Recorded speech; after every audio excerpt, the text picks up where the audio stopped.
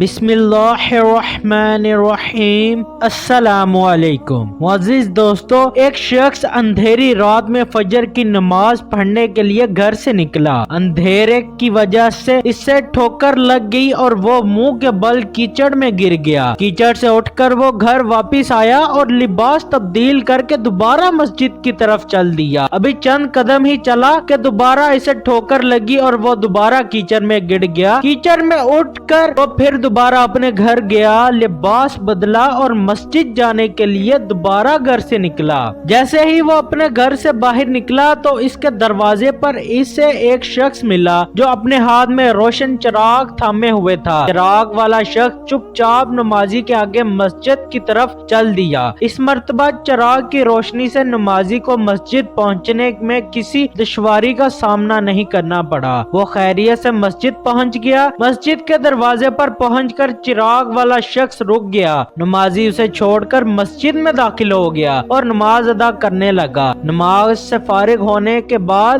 وہ مسجد سے باہر آیا تو وہ چراغ والا شخص اس کا انتظار کر رہا تھا تاکہ اس نمازی کو چراغ کی روشنی میں گھر چھوڑ آئے۔ جب نمازی گھر پہنچ گیا تو نمازی نے اجنبی شخص سے پوچھا، آپ کون ہو؟ اجنبی بولا، سچ بتاؤں تو میں ابلیس ہوں۔ نمازی کی تو حیرت کی انتہا نہ رہی۔ اس اجنبی کی یہ بات سن کر نمازی سوچنے لگا، ابلیس شیطان کیسے مجھے مسجد تک چھوڑ سکتا ہے؟ اس کا کام تو لوگوں کو بہکانا ہے۔ تو اس شخص نے بڑی حیرت کے ساتھ ابلیس سے پوچھا، تجھے تو میری نماز رہ جانے پر خوش ہونا چاہیے تھا، مگر تم تو چراغ کی روشنی میں مجھے مسجد تک چھوڑنے آئے۔ ابلیس نے جواب دیا کہ جب تمہیں پہلی ٹھوکر لگی تو تم لباس تبدیل کر کے مسجد کی طرف پلٹے تو اللہ تعالیٰ نے تیرے سارے گناہ معاف کر دیے۔ جب تمہیں دوسری